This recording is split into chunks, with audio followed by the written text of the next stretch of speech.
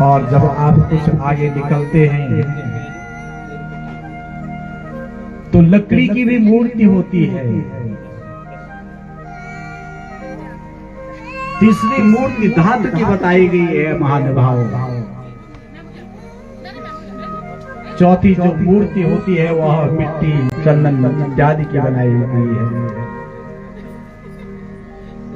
पांचवी जो मूर्ति है वो चित्रमयी मूर्ति है, जिसको आप चित्र के रूप में जो ये कैलेंडर लगे हुए हैं। छठी जो मूर्ति है जो गोपों ने जो है गंगा के तटीन तट पर जो है बालुका की मूर्ति बनाई है। जो सातवीं मूर्ति है वो मनोन्मयी है। जब हमारे मन में जो है उस जगह का दृश्य जागृत होता है तो उसी दृश्य का आप दर्शन करते हुए पुण्य को प्राप्त हो जाते हैं। और आठवीं जो मूर्ति है वह रत्नमयी है, धातुमयी, जिसमें अष्ट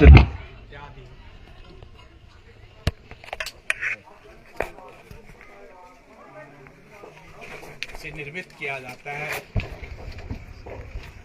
इस प्रकार श्रीमद् भागवत में ही इसका वर्णन आया कि 8 प्रकार की मूर्तियों का हम पूजन करते हैं। और यह जो श्रीमद् भागवत महापुराण है वह श्री कृष्ण भगवान की वाक्मयी प्रत्यक्ष शब्दमयी मूर्ति के रूप में विराजमान है। इसलिए जो इस मूर्ति के सम्मुख आता है महानुभाव, उसका यह मानसीय जीवन सफल हो जाता है। धर्मशास्त्र कहते हैं कि नेहायत कर्म धर्माया न विरागाय कल्पते न तीर्थ पद सेवाए जीवन न मृतो हिसा। जिस मनुष्य ने मानसीय देह प्राप्त की है नहीं हो रहा और इस मानसीय देह में भी जिस मनुष्य के द्वारा न तो धर्म का आश्रय लिया गया महानुभाव, न वैराग्य का आश्रय लिया गया, जो वैराग्य है वह भगवत प्राप्ति का साधन है। आपने गोकर्ण की कथा में सुना कि एवं सुतोक्ति वसतोपि गृहं विहाय या तो वनम स्थिरमती गति षष्टि वर्षा। गोकर्ण जी ने जैसे ही अपने पिता को उपदेश दिया कि हे पिताजी, इस हाड़ मांस के देह से इतना स्नेह न करें, पुत्र के द्वारा प्रदत्त उपदेश को ग्रहण किया और वन में चले गए। इसलिए श्रीमद् भागवत जो है वैराग्य से भागवत प्राप्ति का साधन भी बतलाता है महानुभाव। और मनुष्य देह हमें इसलिए मिली है कि हम इस देह को लेकर के तीर्थों का दिव्य दर्शन करें, क्योंकि सर्वाणि तीर्थानि वसन्ति यत्र। आज इस धरा पर जो है जहां पर श्रीमद् भागवत पुराण जो है आप मस्तक पर धारण करके आए, अपने ब्राह्मणों के चरणों का आपने प्रक्षालन किया, यज्ञ की हवि के द्वारा जो है देवताओं को उस भाग के लिए आप आपने दिया। इसलिए महानुभाव यह श्रीमद् भागवत तत्वविद है कि वदन्ति तद्विदस्तत्त्वम् अज्ञानम् अद्वयम् ब्रह्मेति परमात्मेति भगवान इति शब्दते। वेद जिसे ब्रह्म के रूप में जानते हैं महानुभाव, जिस भागवत को योगी लोग परमात्मा के रूप में जो है इसके प्रत्यक्ष स्वरूप को देखते हैं, और हम साधारण जो लोग हैं ना, वो इसमें भगवान का स्वरूप देख करके इसकी पूजा करते हैं। आपने जितने दिन ये श्रीमद् भागवत की पूजा की, इस श्रीमद् भागवत की पूजा करते हुए आपने हमने सबने एक साधारण मानव की भूमिका निभाई है। और इस प्रकार इस श्रीमद् भागवत के श्रवण मात्र से जो है मानो आपने ये कर्ण रंध्र तो पवित्र किए ही किए हैं, परंतु इस श्रीमद् भागवत से जो है आपने देवताओं को भी और पितरों को भी जो है आनंद दिया है। क्योंकि जिन पितरों के, जिस माँ के गर्भ में जो है हमारे इन कानों की उत्पत्ति हुई, आज उस माँ के द्वारा प्रदत्त जो ये कर्ण है, इनको दो नामों से आप जानते हैं। जो हमारा दाहिना कर्ण है वह पितृहु नाम का कर्ण है, और जो बायां कर्ण है वह देवहु नाम का कर्ण है। मानो इस माँ ने हमें इसीलिए उत्पन्न किया कि तुम इन कानों से देवताओं की कथा सुने और पितरों के मोक्ष के लिए गौ के कर्ण पर बोल करके उनके पारता के लिए कहे। इसलिए जब गोदान होता है तो गाय के कान पर पुत्र बोलता है कि मेरी माँ को भरता सागर से पार करना। तो इन दो कानों के नाम है महानुभाव, देवहु और पितृहु। आज आप लोगों ने जिस कथा को सुना, वह कथा सब प्रकार से आपके जीवन में उतरे। आपके इस यज्ञ से ये पितृगण प्रसन्न रहे, आपके इस यज्ञ से देवता आनंदित हुए, आपके इस यज्ञ से ब्राह्मण अतिथियों का सत्कार हुआ, और यह आपका जीवन आज सफल हुआ। इसलिए हम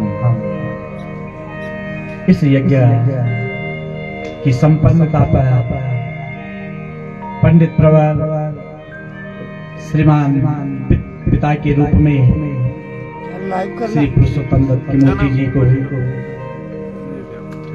श्रीमान श्री गीता प्रसाद किमोठी जो उनके ज्येष्ठ पुत्र हैं, श्री मदन मोहन किमोठी जी मध्यम पुत्र, और जिन्होंने घर की सारी बागडोर जो है इस रूप में संभाली कि कहाँ पर क्या करना है।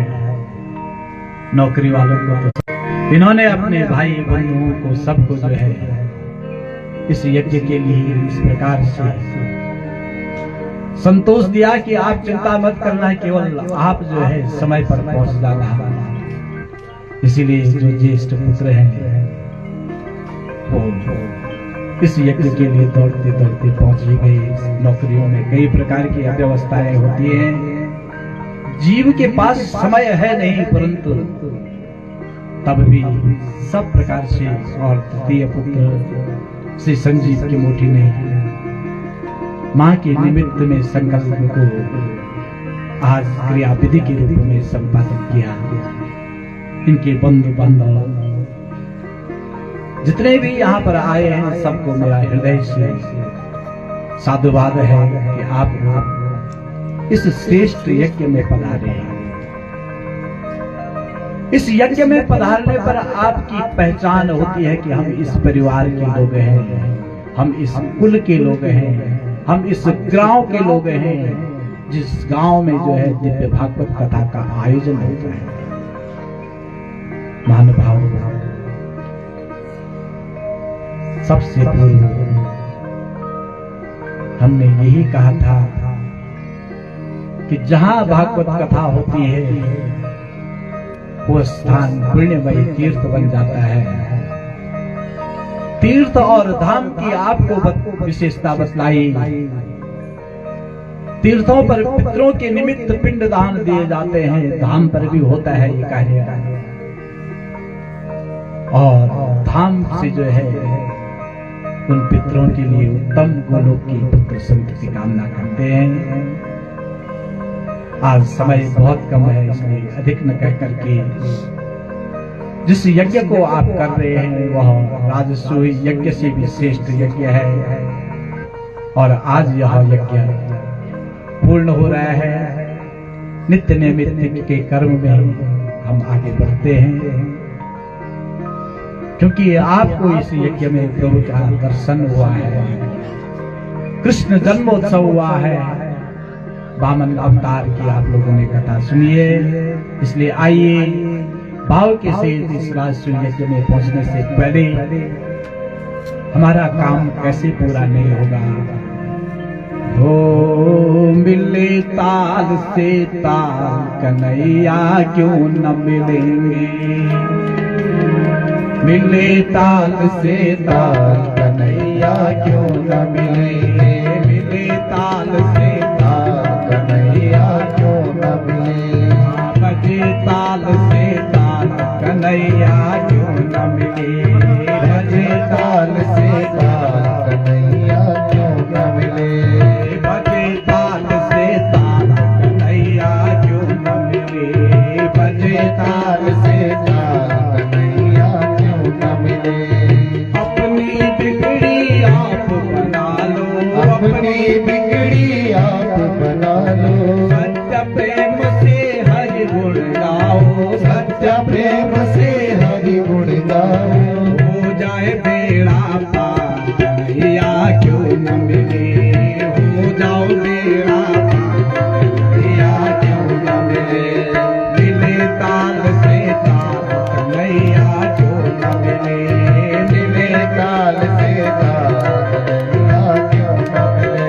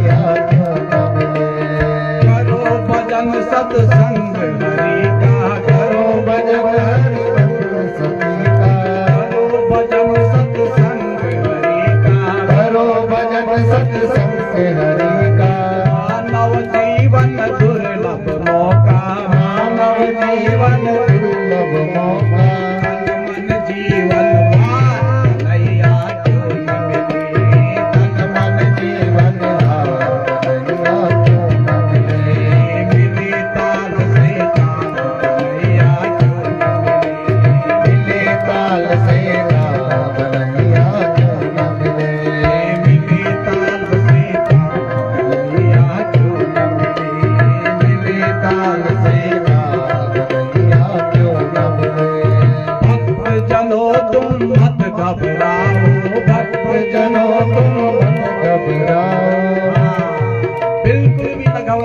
क्योंकि ये यज्ञ कर संपन्न करने के लिए वे पितृ देवता और साक्षात नारायण आते हैं। इसलिए अगर कोई संकल्प लेते हैं तो वो संकल्प आपके पूर्ण होंगे अगर आपने शुभ संकल्प लिया है।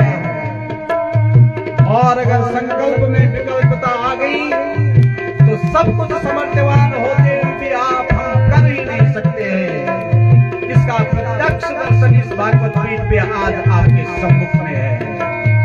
इसलिए मैंने पहले भी कहा था कि एक पिता पुत्र की परीक्षा के रूप में है और एक पिता जो है पुत्रों की परीक्षा के रूप में। यहाँ दोनों पिता हैं, परंतु दोनों पिताओं का ऐसा आशीर्वाद और उस माँ का ऐसा आशीर्वाद हुआ कि आज आप इस यज्ञ को पूर्ण करने में समर्थ हुए और ये इन 3 पुत्रों का दिव्य संकल्प है। इसलिए भक्त जनों तुम मत घबराओ, भक्त जनों तुम मत घबराओ, भक्त जनों तुम मत घबराओ, भक्त जनों तुम मत घबराओ, प्रेम से संत चरण अपनाओ, प्रेम से संत चरण अपनाओ, गायो सब कार्य कल्या होगा सब कन्हैया पूनम दे, गाया सब कार्य कन्हैया होगा सब कन्हैया क्यों न और एक इस पद को मैं दोबारा कहूंगा इन 3 पुत्रों के लिए।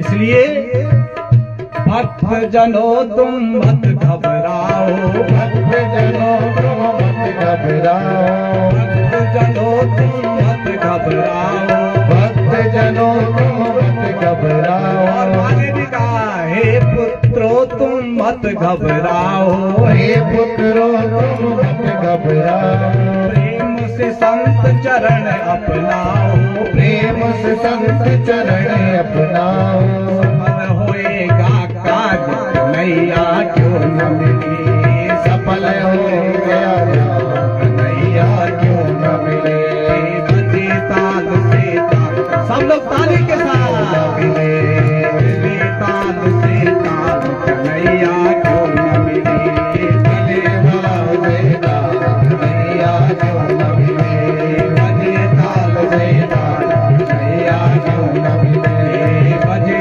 ताल से ताल कन्हैया क्यों न मिले, बजे ताल से ताल कन्हैया क्यों न मिले।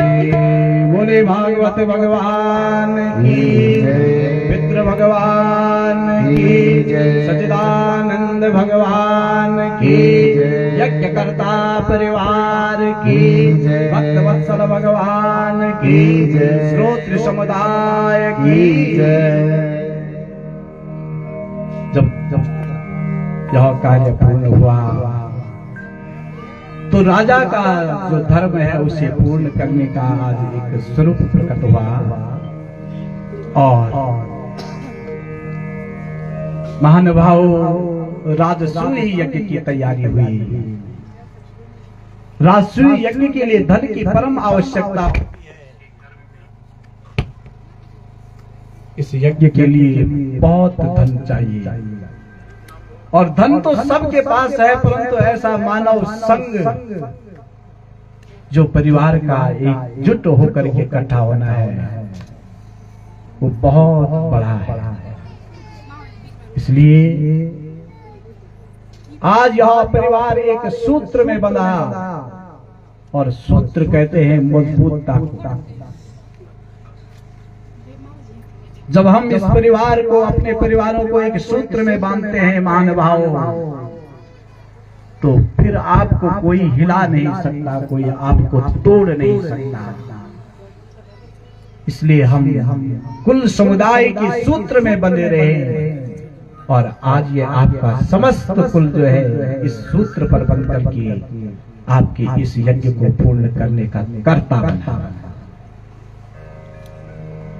तो इस यज्ञ के लिए कर्तुराजेन गोविंदा राजसूयेन पावनी यक्षे विभूतिर्भवता तत्संपादयन प्रभु। राजसूय यज्ञ के लिए जो है युधिष्ठिर जी महाराज ने अपने चारों भाइयों को चारों दिशाओं में भेज दिया। संजय राजाओं के साथ सहदेव जी जो है महानुभाव दक्षिण दिशा की तरफ गए। इधर नकुल जो है पश्चिम दिशा में, अर्जुन उत्तर की दिशा में गए और जिस दिशा में भीम गए हैं महानुभावों उस दिशा में जरासंध बलशाली है। अभी जरासंध से विजय प्राप्त नहीं हुई। तो इधर जब भीम गए तो तीनों तो जीत करके आ गए, परंतु भीम को आने में विलंब हो गया। ये जो जरासंध है महानुभाव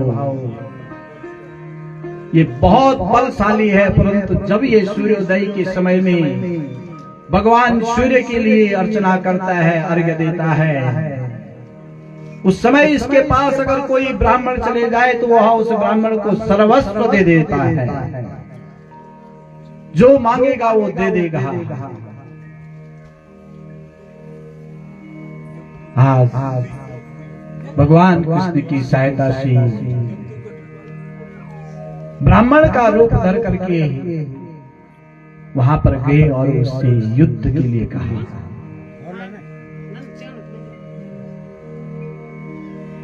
तो उससे कहा कि तुम युद्ध करना चाहोगे? तो श्री भगवान वाचा युद्धम नो देहि राजेन्द्र द्वंद्वसो यदि मन्यसे युद्धार्थिनो वयं प्राप्ताः राजन्यान्नान्यकांक्षिणीः। भीम से कहा कि तू ही जो है ब्राह्मण का रूप धारण करके जा और मांग उससे द्वंद्व युद्ध महान। तो भीम ने भगवान के कहने पर ये रूप धारण किया और मांग दिया, परंतु जानता है जरासंध। बहुत लंबी कथा न कह करके मैं यही कहूंगा कि ये जरासंध जरा नाम की राक्षसी से इसकी रक्षा हुई है। जिस समय ये जरासंध मांस के पेट से निकला तो उसी समय जमीन पर आते ही इसके शरीर के 2 टुकड़े हो गए। तो उन्होंने इसे फेंक दिया। तभी तक वह जरा नाम की राक्षसी आ रही थी उस मार्ग से और इस 2 टुकड़ों को इस जरा नाम की राक्षसी ने जोड़ दिया। ऐसा जोड़ा कि इसके बराबर बल अब किसी में संसार में है नहीं।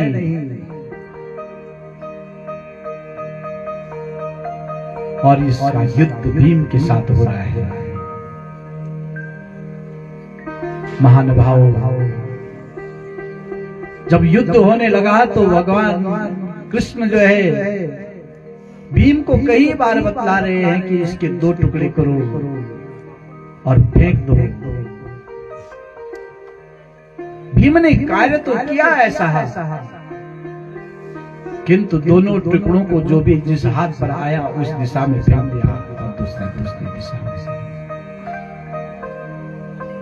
जैसे ही भीम कुछ शांत होते वो दोनों टुकड़े वहां से निकल करके फिर इकट्ठे हो जाते और जरासंध पुनः इतना ही बलवान हो जाता। अब युद्ध करते करते करते करते आज भीम थक गए। जब भीम को जो है बिल्कुल भी सामर्थ्य नहीं रही युद्ध करने की तो अंत में भगवान श्री कृष्ण ने एक कुशा का तिनका निकाला। भीम को संकेत किया कि जो जिसको तू बार बार फाड़ता जा रहा है ना, अब इसको एक जो दाहिने हाथ पर आया है उसे बाएं तरफ फेंक दे और जो टुकड़ा बाएं हाथ पर आया उसे दाहिने तरफ फेंक दे, तब इसकी मृत्यु होगी, अन्यथा है भीम नहीं। भगवान की सहायता से भीम ने यही कार्य किया और अब राजसूय यज्ञ की तैयारियां होने लग गई। महानुभाव उस राजसूय यज्ञ में भगवान की अग्र पूजा का विचार सबने किया, किंतु इसी शिशुपाल जब नहीं माना तो भगवान ने कहा, देखो मुझे आगे मत रखो, हाँ मैं जो है ब्राह्मणों की सेवा और जोठन उठाने का कार्य करूंगा। महानुभाव, यह जब भगवान ने कार्य लिया और अपने अग्र पूजा को पीछे कर दिया तो युधिष्ठिर पांडवों को यह अच्छा तो नहीं लगा, किंतु भगवान कहते हैं कि जो कार्य सिद्ध किसी भी प्रकार से हो जाए वो करना चाहिए। और भगवान श्री कृष्ण यहाँ ब्राह्मणों का जूठन उठा रहे हैं। महाराज, आपने जो ये सब कार्य किया न, ये भगवान ने भी किया है, इसीलिए आप भी करते हैं। इसीलिए मैं ये कहता हूं कि आपके हृदय में विराजमान उस नारायण को मैं व्यासपीठ से प्रणाम करता हूं। और यज्ञ जब पूर्णता की तरफ जा रहा था तो इस शिशुपाल ने भगवान को जो है 99 गालियां प्रारंभ की। भगवान ने सब सुनी, यज्ञ में सबकी सुननी चाहिए। हजार हजार मुख होते हैं महानुभाव, इसलिए यज्ञों में सबकी सुनकर के उस यज्ञ की पूर्ति होती है। और भगवान ने कहा कि भाई ठीक है जो तू बोल रहा है। अंत में भगवान ने वचन दे रखा था कि जब यह शिशुपाल 100 गाली दे देगा तो मैं इसका काम पूरा कर दूंगा। भगवान ने यह कार्य भी संपन्न किया। और आगे हम उस पोरबंदर वासी सुदामा जी के चरित्र को आपको सूक्ष्म रूप से बता चुके हैं। ये पोरबंदर वासी ब्रह्मनिष्ठ अकिंचन पवित्र चित्त वाले श्री सुदामा जी हैं। ये दरिद्री नहीं है महाराज, जिन्होंने भगवान श्री कृष्ण के साथ में शिक्षा और दीक्षा ग्रहण की होगी, वो दरिद्री हो नहीं सकता। पहली बार जब मैं ये कथा यहाँ पर कर रहा हूँ तो पूर्व मध्यमा उत्तर मध्यमा में पढ़ाने वाले हमारे श्री गुरु के रूप में ही हम भाई देखो जजमानी के रिश्ते हैं तो इसलिए भाई साहब भी बोलते हैं, परंतु पढ़ाया उन्होंने है। तो पूर्व मध्यमा उत्तर मध्यमा की पढ़ाने वाले श्री ओम प्रकाश जी की मोटी जी इस कथा में विराजमान रहे। और शास्त्रीय आचार्य की परीक्षा में पढ़ाने वाले श्रीमान श्री राजेंद्र प्रसाद की मोटी जी भी आज दोनों एक साथ इस कथा के श्रोता बने हैं, तो ये मेरा सौभाग्य भी है। पिता तो मेरे गुरु हैं, परंतु इन कुलों के आचार्यों के द्वारा भी हमने शिक्षा ग्रहण की है। और आज उन्हीं के द्वार पर हम इन श्रीमद् भागवत के क्लिष्ट से क्लिष्ट श्लोकों को उच्चारित कर रहे हैं। हो सकता है इनमें त्रुटि हुई हो, परंतु गुरु तो गुरु होता है। गुरु का मतलब ये नहीं होता है वह शिष्य से दक्षिणा ले। गुरु का मतलब होता है कि वह शिष्य को सब प्रकार से समर्थवान बनाए। अगर शिष्य के पास कमी है तो गुरु का धर्म भी है कि उसकी कमी को पूरा करे। इसलिए गुरु बनना बहुत कठिन है। आगे बढ़ते हैं महानुभाव। ये सुदामा जी अचानक अपनी पत्नी सुशीला को बता गई कि हे सुशीला, क्यों इतनी दुखी रहती है? देख, जो शिक्षा कृष्ण और बलराम ने पाई है वही शिक्षा मैंने भी पाई है। ये तो जानते हैं कि कृष्ण बलराम का वैभव कैसा है। अगर एक साथ के विद्यार्थी हैं तो तुम्हें तो याद करते होंगे वो। और इसलिए आज सुशीला जी सुदामा जी को जो है द्वारिका भेज रही है मानवा। सुदामा जी ने बहुत कहा परंतु नहीं माने और अंत में जाना पड़ा। पत्नी के कहने पर आज सुदामा जी श्री कृष्ण जी से मिलने के लिए द्वारिका की तरफ जा रहे हैं। किसी पगा न जगा तन में प्रभु जाने को आए बसो कही ग्रामा। अरे धोती पटी सिलटी दुपटी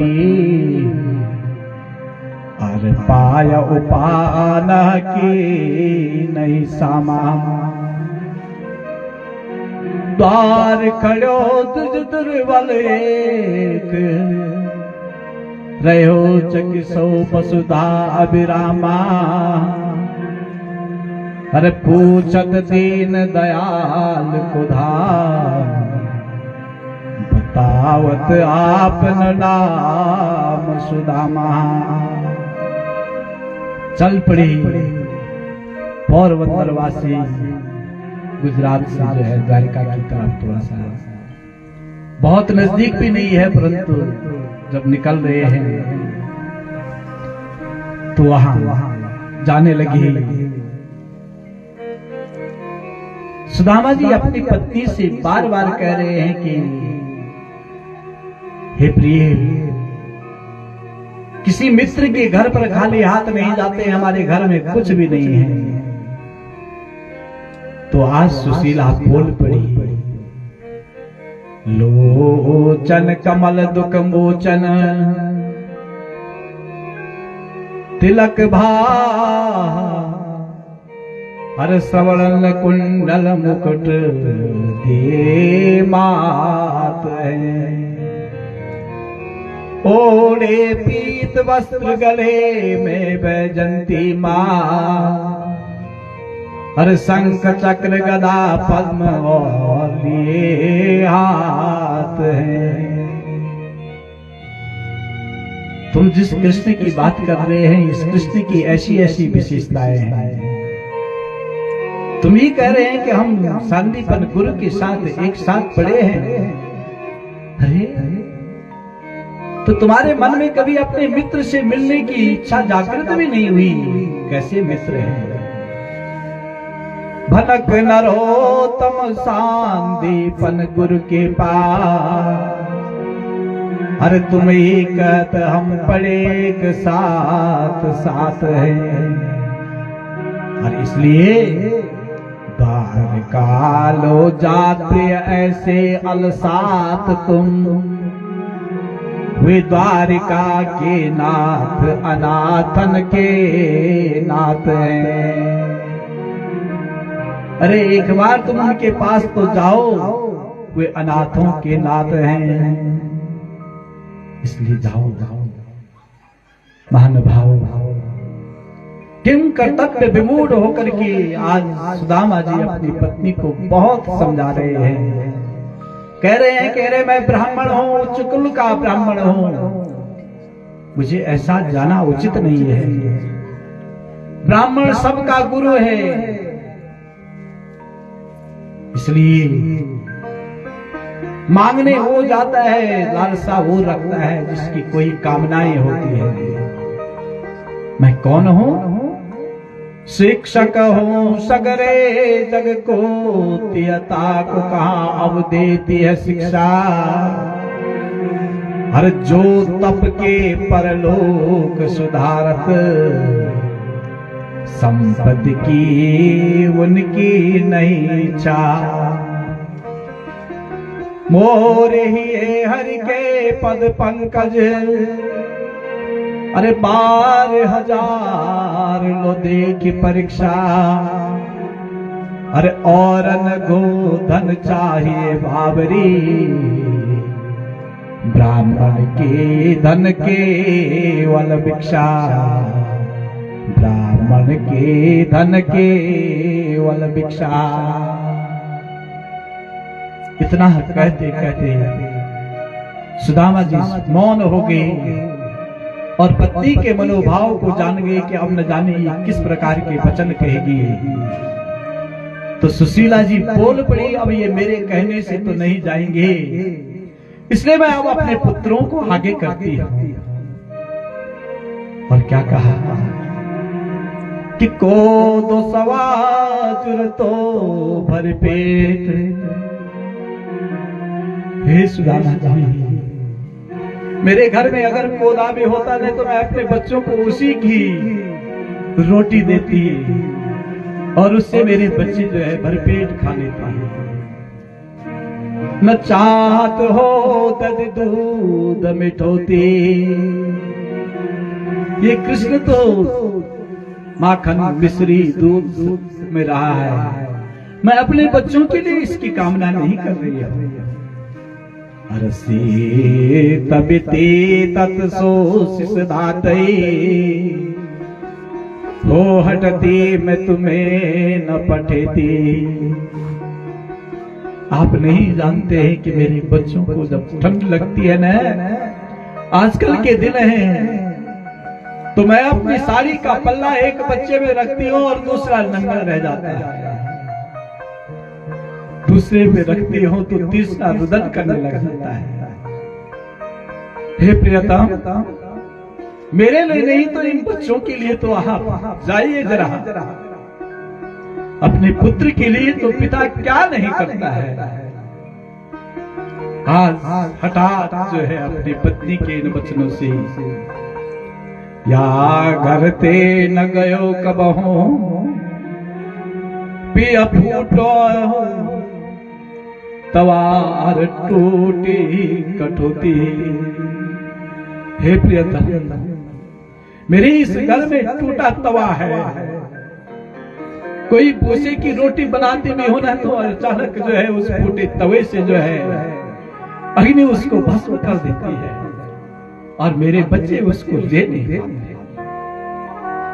हे प्रियतम, इन बच्चों के लिए जाओ जाओ। और इतना कह करके सुदामा जी चल पड़े महानुभाव। यह सुशीला 4 घरों पर गई और 4 मुट्ठी चावल ले आई। 4 मुट्ठी चावलों को बांधा और चल पड़े। पैदल जा रहे हैं, न सिर को ढकने के लिए कोई छाता है, न पांवों पर जो है कोई चप्पल जूते हैं। कई ऐसे लोग हैं जिन्होंने बहुत गरीबी इन प्रांतों में देखी है,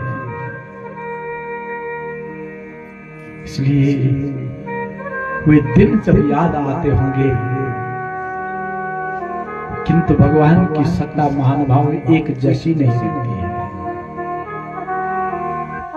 भगवान की जो ये सत्ता है ना, जिसके पास कभी कुछ नहीं रहा होगा, ईश्वर ने आज उसे परिपूर्ण करने का संकल्प स्वतः ले रखा है।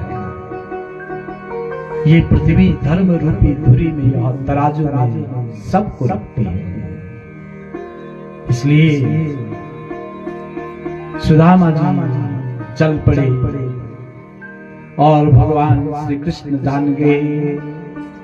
उन्होंने आज अपनी आह्लादनी योग माया के द्वारा पोरबंदर वासी श्री सुदामा जी को जो है अचानक जो है द्वारिका के निकट पहुंचा दिया। वृक्ष के नीचे लेटे हुए थे और वहीं से भगवान ने उठा करके रखा और द्वारिका की पुरी पर पहुंच गए। उसके वैभव को देख करके बड़े चकित हैं, लोगों से पूछ रहे हैं कि मेरा कृष्ण कहाँ रहता है। किंतु कुछ तो ऐसे लोग हैं कि वो कह रहे हैं महाराज इस अट्टालिका में, इस राजभवन में ये सब कृष्ण के हैं और कोई तो मुंह मोड़ देता है।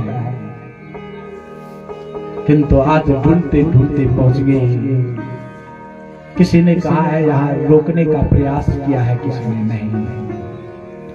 भगवान कृष्ण जिस दिन जो है द्वारिका के सिंहासन पर बैठे हैं महानुभाव, उस दिन उन्होंने अपने सेवकों को, सैनिकों को, प्रजा को, पहरेदारों को, पूर्ववासियों को कह दिया था कि मेरे द्वार पर जब भी ब्राह्मण आएगा उसे कोई नहीं रोकेगा।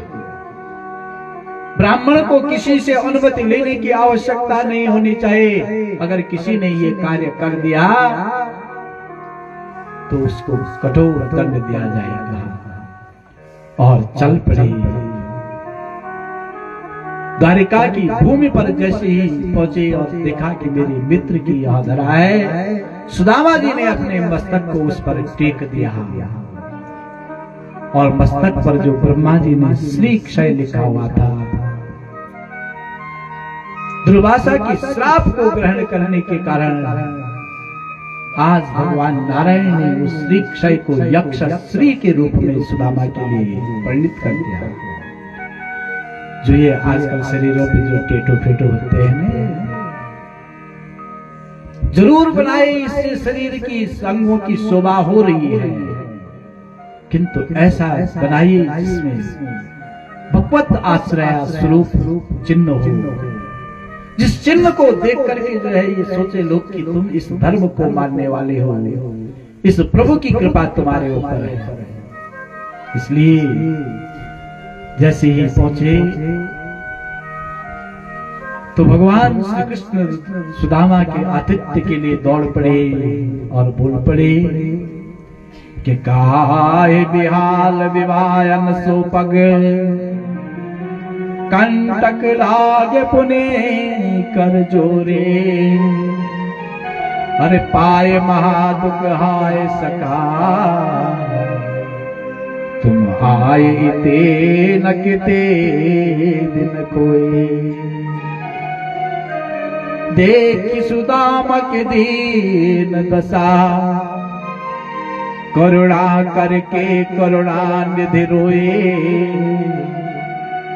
पानी परात को हाथ छो नैनन के जल सो पग धोए, नैनन के जल सो पग धोए। भगवान अपने मित्र को ब्राह्मण के रूप में अपने द्वार पर आया मान करके उसका आतिथ्य सत्कार कर रहे हैं।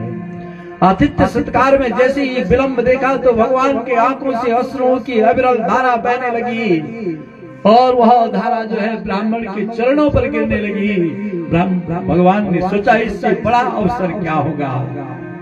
कभी मेरे चरणों से निकली हुई गंगा में सब नहाते हैं और पवित्र होते हैं, आज मेरे कान आंखों से चक्षुओं से निकली हुई गंगा का से मैं आज ब्राह्मण की चरण धोता हूँ और अपने कुल को पवित्र करता हूँ।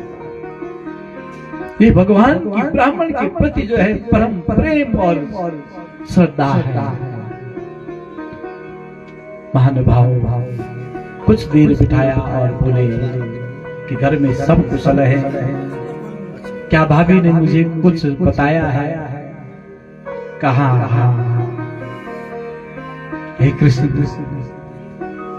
सुशीला का कहा मुझे तो समझ में आया नहीं, पर उसने कहा कि 1 मास 2 पक्ष में 2 एकादशी हो, अरे मेरे घर को फाल जो नित एकादशी हो।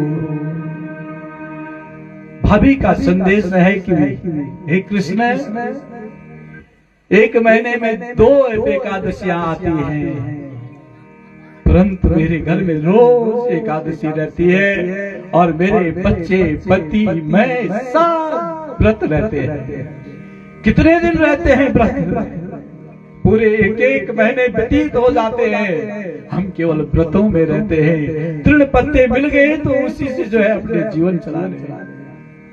ये बात को सुनकर के भगवान कृष्ण रो पड़े और सुदामा जी से कहे कि हे सुदामा जी, मेरी भाभी को मेरी तरफ से कहना कि 1 मास 2 पक्ष में 2 द्वादशी हो, अरे आज से नित्य निरंतर श्री द्वादशी की जय जय हो। हे भाभी, आज से जो है तुम्हारे घर में एकादशी नहीं रोज द्वादशी होगी, जिस द्वादशी के दिन व्रत का उद्यापन करते हुए सब ब्राह्मण भोजन करते हैं। इसलिए हे भाभी, अब तुम्हारे घर में कभी एकादशी नहीं, रोज द्वादशी का भोग प्रसाद बनेगा। आनंद के अनेक प्रकार के पकवान बनेंगे, जो आज हमारे श्री किमुटी जी के द्वार पर भी बने हैं। इसीलिए इस प्रसाद का बहुत महत्व है। और महानुभाव भगवान कि इस प्रकार कहने पर जो सुशीला 4 मुट्ठी चावल लेके आई थी, वह 4 मुट्ठी चावल जय ये यहाँ व्यासपीठ पर रख दीजिए। भगवान सब प्रकार से आपके घर में द्वादशी का पुण्य फल प्रदान करे, ऐसी कामना के सहित इस परिवार का आप सबका आनंद लेकर के हम प्रभु प्रसाद के रूप में ले जाएंगे। गुड़गांव तक ले जाने के लिए आपके लाए हुए चावलों को इतना बांट करके नहीं ले जा सकते हैं। हमारे नजदीक पर हमारे पुत्र भतीजे के रूप में है, यहाँ पर सामर्थ्य हो सकती है ये लोग इसका विभाजन करें, परंतु गुड़गांव केवल थोड़ा सा ही रह जाएगा। एक 2 मुट्ठी उसमें से भी ले लेंगे जो सबका सम्मिलित कर रखा है। आइए, और इधर से सुदामा जी कि जो चावल की मुट्ठियां ला रखी थी, भगवान ने 4 मुट्ठी ग्रहण की। यहाँ कह रहे हैं कोई कि भगवान ने केवल 2 मुट्ठी ली और तीसरी मुट्ठी पर जो है रुक्मिणी ने हाथ पकड़ दी। भगवान जिसको देते हैं उसे पूर्ण देते हैं महानुभाव। और यहाँ पर भगवान ने 4 मुट्ठी का तात्पर्य यह है कि सुदामा जी को धर्म, अर्थ, काम और मोक्ष जो गृहस्थी के 4 पुरुषार्थ हैं वो प्रदान कर दिए। सुदामा जी धर्म और मोक्ष को अपने पास रखते हैं और शेष बीच के दोनों फल जो है पत्नी को सौंप करके जब वापस लौट आ रहे हैं, वैभव को देख करके तुरंत वैराग्य आ गया और चल पड़े। कथा का समय हो रहा है, इसलिए मैं अपने परीक्षित मोक्ष की यह छोटी कथा आपके सम्मुख रखता हूँ। राजा परीक्षित गंगा के पुलिन तट पर सदगुरुदेव भगवान के आशीर्वाद से इस कथा का श्रवण कर रहे हैं। राजा परीक्षित को यह कथा सुना करके सुखदेव जी अपने आप को बड़ा धन्य धन्य समझ रहे हैं, क्योंकि पिता ने जो ज्ञान दिया था उसका विस्तार कैसे होगा और इस भूलोक पर यह कथा कैसे प्रसारित होगी। इस भावना से उन्होंने गंगा के पुलिन तट पर जो है ये कथा सुनाई। सूतुवाच एतन् सम्य मुनिना विहतं परीक्षे व्यासात्मजेन निखिलात्मदृशा समेना तत्पादमूलमुपसृत्य न तेन मूर्धा बद्धांजलिस्तमिदमाह सवेष्णुरात्रा। देखिए, ज्ञानियों के बीच है, इसलिए शब्द को आपके बीच में रख रहा हूं। अभी तक आप कथा सुन रहे थे और कौन सुन रहा था? परीक्षित। किंतु जैसे ही भगवान सुखदेव जी ने कथा को पूर्ण किया तो यहाँ पर जो है व्यास जी ने विष्णुरात कह करके उसका नाम रखा। विष्णु का अर्थ करते हुए जो है उसकी रक्षा हुई थी और इसी विष्णु भगवान की कथा सुन करके उसको मोक्ष की प्राप्ति हुई। इसीलिए महानुभाव इस कथा के पद पर जो है विष्णुरात कह करके वेद व्यास जी ने इसको समाधि योग में लिखा है। उनके चरणों में प्रणाम किया कि गुरुदेव आपने मेरी सारी पीड़ा का हरण कर दिया। और उसी समय महानुभाव आस्तिक ब्राह्मण कश्यप ऋषि से उस सर्प की, उस तक्षक की भेंट हुई। उस तक्षक ने ये कहा कि आस्तिक मुनि ने, कश्यप जी ने रोका उसे, कहाँ जा रहा है? उसने कहा बस समय की अवधि आ गई है, मैं परीक्षित को डसने जा रहा हूं। उन्होंने कहा तू मेरे रहते हुए नहीं डस सकता। कहा कैसे? कहा मैं सर्प की मंत्र से जो है राजा परीक्षित की रक्षा करूंगा, क्योंकि इतना बड़ा धर्मात्मा राजा अब दूसरा मिलेगा नहीं। उस सर्प ने कहा बताओ जरा कौन सी विद्या है। उसी समय एक बट वृक्ष में जो हरा भरा था उस पर एक लकड़हारा बैठा था। उस सर्प ने महानुभाव अपना जो काल रूपी विस्तार ब्राह्मण रक्षा के लिए आता है। सर्प से जिसकी मृत्यु होती है उसे चाहे तुम कुछ भी करो उसका उद्धार नहीं होता है। इसलिए ब्राह्मण ने सोचा इसने कथा का पान कर दिया, इसके लिए अब वह काल रूपी विष जो है इसके शरीर में प्रवेश न करे। इसलिए कश्यप ब्राह्मण खड़ा हो गया और जो भयंकर विष था उस विष से उसने उस वृक्ष को डस दिया। जैसे ही वह वृक्ष पर जहर फेंकता है महानुभाव, लकड़हारे के सहित में विष वह वृक्ष वही भस्म हो गया। कश्यप ऋषि ने मंत्र की सहायता के द्वारा उस वृक्ष को पुनः हरा भरा कर दिया। तक्षक भयातुर हो गया, महाराज अब तो ऋषियों के शाप से भी लोग नहीं डरेंगे, इसलिए ऋषि शाप को सिद्ध करने दीजिए। और पुनः चल पड़ा आगे और उस विष को जो अब शेष बचा हुआ था उस विष को जो है आज राजा परीक्षित के ऊपर डसने के लिए तैयार होता है। किंतु तब तक राजा परीक्षित भगवान सुखदेव जी के मुख से निकली हुई कथा को सुन करके उस परब्रह्म परमात्मा में अपने आत्मा को सन्निहित कर गए कि ब्रह्म भूतस्य राजर्षे देहो हि गरलाग्निनः भुवा भस्मसात् सद्य पश्यतां सर्वदेहिना। भगवान में जिन्होंने अपने अंतस्थ को स्थापित कर दिया, आज वह परब्रह्म परमात्मा का ध्यान कर रहे हैं। अब कोई दुख का अवसर नहीं रह गया और ब्रह्म का जैसे चिंतन किया और उसी समय वह तक्षक आया। देवी भागवत में तो बहुत बड़ी कथा है। यहाँ से परीक्षित के पुत्र जन्मेजय ने देवी भागवत में बहुत बड़ा सर्व सत्र किया है। ये कथा ईश्वरीय प्रदत्त होकर के आगे बढ़े। जैसे ही राजा परीक्षित धर्मात्मा इस धाम से गया, आकाश में धुंधबियां बजने लग गई और राजा परीक्षित ने अपने इस जीवन को, इस शरीर को गुरुदेव के आशीर्वाद को ग्रहण करते करते पूर्ण कर दिया। बहुत लंबा न बता करके समय की सीमाओं में बंद करके यही था कि आज जो है समय पर सब यज्ञ हो जाए और आप लोग सब जो है श्रेष्ठ कर्ता के रूप में इस परिभाषा को जो है यहाँ संपादित कर रहे हैं। महानुभाव थोड़ा यह क्षण जरूर कष्ट देता है, किंतु यह विदाई का अवसर है।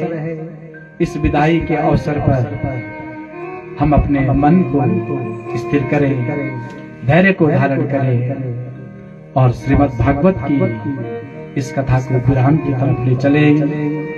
यह कथा पूज्य वैकुंठवासी पूज्य स्वर्गीय श्री अरुंधति देवी की मोटी की वार्षिक श्राद्ध के रूप में आप लोगों ने सुनी। इसलिए यह कथा का पुण्य फल उस दिव्य आत्मा तक पहुंचे। श्रोत्र समुदाय इस कथा में कहे हुए वचन को जो है अपने जीवन में उतारने का संकल्प करे। हम कथा इसलिए सुनते हैं कि हमारे जीवन की व्यथा मिटती है, किंतु कथा का मुख्य प्रयोजन है कि हम उस आचरण में अपने जीवन को लगाएं। श्रेष्ठ कुलों में भगवत आचरण रहती है, तथापि जब भी किसी व्यासपीठ से आप इस श्रवण को करें वह आपके लिए शुभ और मंगलता का कारक बने। मैं राकेश कुमेरी, सुपुत्र श्री सूर्य तुलसीराम कुमेरी, आज इस कथा को पिता के आशीर्वाद के रूप में अब यहाँ से अकेले गाऊंगा। इसलिए आइए अपने मन को बहुत मजबूत मैं भी कर रहा हूं और आपको भी करना होगा, क्योंकि ऐसे यज्ञ के पश्चात में रोना धोना अच्छा नहीं। कि नाम संकीर्तनम यस्याः सर्व पाप प्रणाशनम प्रणामो दुख समनस्ता नमामि हरे परा। इस कथा को पूर्ण करते हुए वह आत्मा हरि के चरणों में, हरि के हृदय में विराजमान रहे। और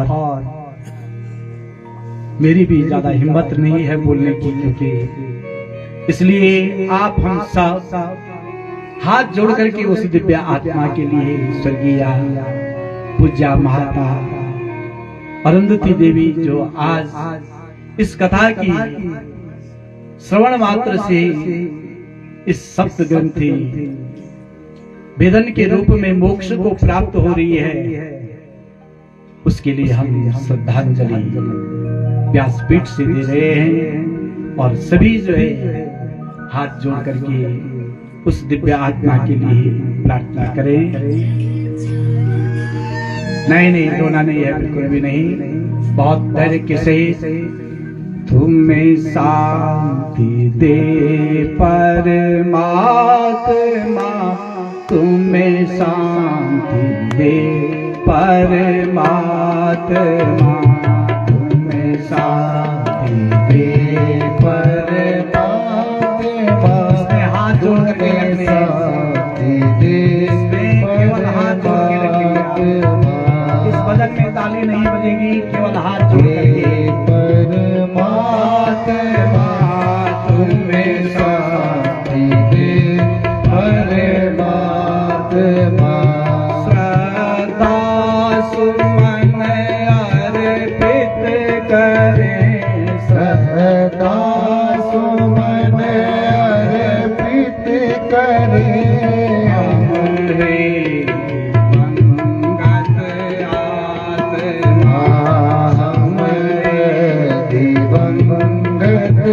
आत्मा तुम्हें शांति दे परमात्मा, तुम्हें शांति दे परमात्मा, तुम्हें शांति दे परमात्मा, तुम्हें शांति दे परमात्मा। तुम राग द्वेष से मुक्त हो, तुम राग द्वेष से मुक्त हो, और मुक्त हो हर भेष से, और मुक्त हो हर भेष से। प्राणा है सबको एक दिन मानव बर भेष से जाना है सबको एक दिन मानव बर भेष से। तुम्हें शांति दे परमात्मा, तुम्हें शांति दे परमात्मा, तुम्हें शांति दे परमात्मा, तुम्हें शांति दे परमात्मा। तुम दिव्या देह धरो कहीं, तुम दिव्या देह धरो कहीं, और दिव्य धाम में वास हो, और दिव्य धाम में वास हो। तुम्हें ना छूता का भान हो, तुम्हें ना छूता का भान हो,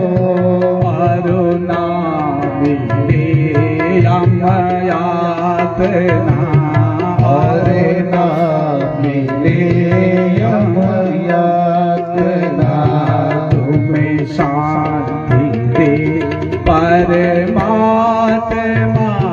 तुम्हें शांति दे परमात्मा तुम्हें शांति दे परमात्मा तुम्हें शांति दे परमात्मा तुम परम धाम में जा चुके तुम परम धाम में जा चुके तुम परम धाम में जा चुके तुम परम ध्यान में जा चुके और छोड़ कर सब यातना और छोड़ कर सब यातना तुम्हें याद करते हैं सभी तुम्हें याद करते हैं सभी और याद करता ये गाँव है और याद करता ये गाँव है तुम्हें शांति दे परमात्मा तुम्हें शांति दे परमात्मा तुम्हें शांति दे परमात्मा तुम्हें शांति दे परमात्मा तुम्हें शांति दे परमात्मा तुम्हें शांति दे परमात्मा तुम्हें शांति दे परमात्मा हे दिव्य आत्मा तुम जहाँ हो जिस जिस स्थान पर हो परब्रह्म परमात्मा तुम्हें अपने हृदय में अचल निवास प्रदान करे। जहाँ संत ऋषि यज्ञों के कर्ता श्रुति और पुराण के श्रोता निवास करते हैं उस स्थान पर तुम नित्य निरंतर निवास करना।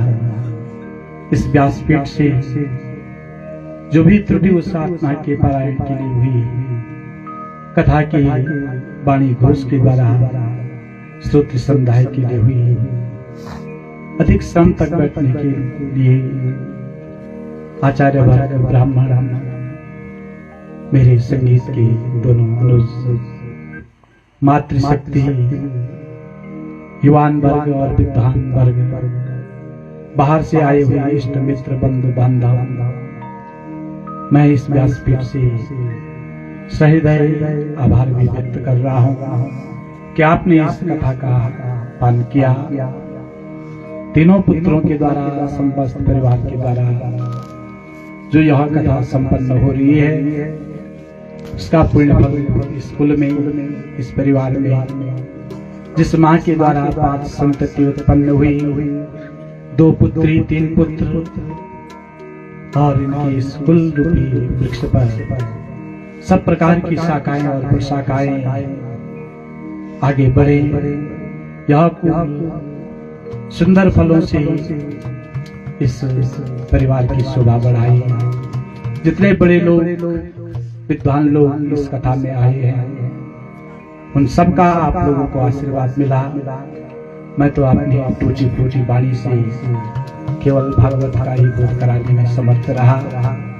पुनः दिव्य आत्मा के श्री चरणों पर अपने इस व्यासपीठ से श्रद्धा सुमन समर्पित करता हूँ। आप सब इस कथा के स्रोत रूप में बने और मुझे थोड़ा संदेश आया है कि श्री राजेंद्र प्रसाद के मोदी जी थोड़ा सा इस परिवार को आशीर्वाद के रूप में अपने 2 शब्द कहेंगे। ऐसी कामना के सहित मेरी श्रद्धा सुमन दिव्य आत्मा के श्री चरणों में 3 बार सभी नमो भगवते वासुदेवाय का उच्चारण करें और शांति के सहित में उस आत्मा की श्री चरणों में श्रद्धांजलि समर्पित करें। ओम नमो भगवते वासुदेवाय। ओम नमो भगवते वासुदेवाय। ओम नमो भगवते वासुदेवाय। शांति शांति शांति सुशांतिर्भवतु। कुल के दिव्य पितरों के श्री चरणों में ये पुष्प ज्येष्ठ पुत्र मध्यम पुत्र कनिष्ठ पुत्र समर्पित करें। ये व्यासपीठ से दिव्य पितरों के समस्त दिव्य पितरों के चरणों में व्यासपीठ से श्रद्धांजलि। दो शब्द कहकर गुरुर्ब्रह्मा गुरुर्विष्णु गुरुर्देवो महेश्वरः गुरुर्साक्षात् परब्रह्म तस्मै श्री गुरुवे नमः।